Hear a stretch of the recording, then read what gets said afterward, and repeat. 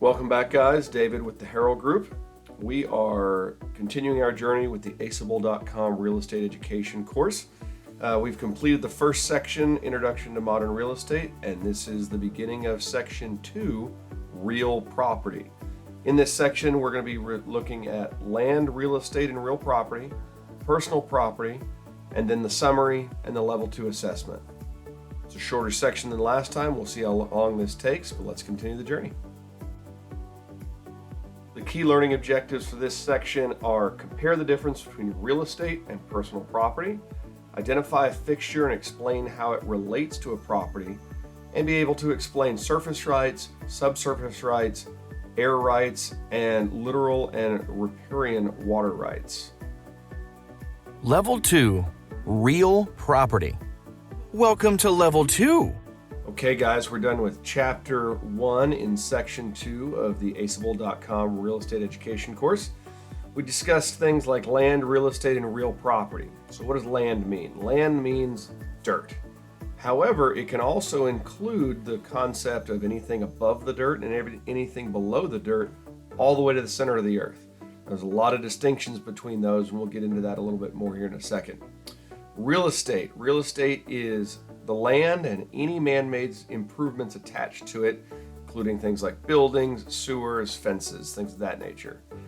And then there's the distinction of what is an improvement. And improvements are considered to be permanently attached to the land and therefore bundled up into the term real estate. All right, real property. While real estate will refer to the land and improvements on it, real property refers to all that plus a set of rights that are associated with that piece of dirt. And let's discuss some of those rights. So they define it as your bundle of rights. And the bundle of rights has a bunch of subsections. And I'm sure they'll get into a lot of those subsections, specifically like mineral rights, land rights, water rights. But right now they want to talk about some high-level bundle of rights. So the right of exclusion. So that's the right for you to tell somebody, you can't come on my property. I own this. So that's your right of trespass. The right of possession, the right to occupy, live, and breathe on your property no matter what somebody says, as long as you're being legal about what you're doing. The right to quiet enjoyment. When I was doing leasing in commercial properties, the tenants would always want to have the right to quiet enjoyment, and that's through your right to legally use your property for enjoyment however you legally want to.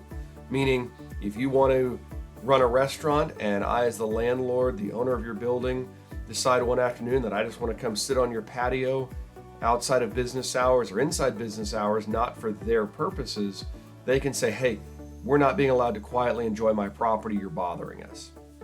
The right to disposition is the right to sell, lease, and or will a property to someone that you legally see fit.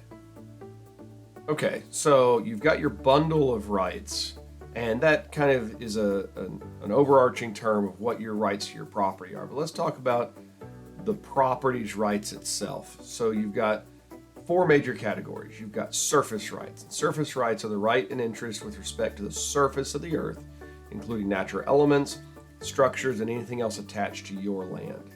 Subsurface rights is everything below the surface of a piece of land, all the way to the center of the earth. And I'm in Texas, and we refer to our subsurface rights as mineral rights.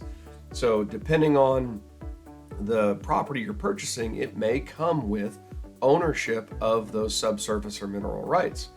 And in Texas, that's important because we've got minerals like natural gas and oil, and it gives you the right, or not withholds the right, for you to access those minerals.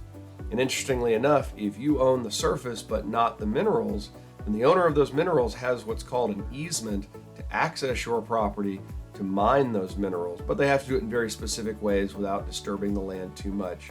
But if you're buying a piece of rural land, your landowner's probably going to want to know the situation with their mineral rights and ideally own them. Air rights, pretty self-explanatory. It's the air above your property. And there's a lot of idiosyncrasies to air rights, but for the most part, most people don't really think about their air rights that much. But if you're buying a piece of land in New York City, New York City buys and sells air rights all the time. There's even a term called sunshine rights. So if I have a garden in my backyard and my neighbor builds a 12-story building and it's now blocking out my garden, I might have rights depending on the state that I'm in. Lastly, we have water rights, and water rights allow you to enjoy any water that is on your property or that flows through your property. And they break that into two types of categories. There's riparian rights. Riparian is usually rivers and streams. So that's water that moves through your property but isn't solely on your property.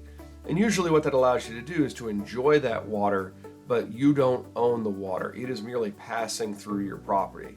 So if you want to build a lake, build a dam, you're probably going to have to get permission to do that because it's going to disrupt others' riparian rights. Then there's littoral rights. Littoral rights govern lakes that are completely encompassed on your property or that you own a portion of the land touching that lake, and oceans. So that allows you to enjoy the water. However, you don't own the water on your property. Now, if it's completely encompassed on your property, then you're going to own that lake. But depending on how the water gets there, you may not own the water in your lake.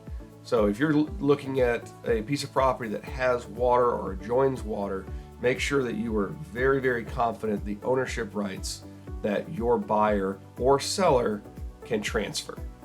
All right, that wraps up the first section of chapter 2, so let's continue the journey.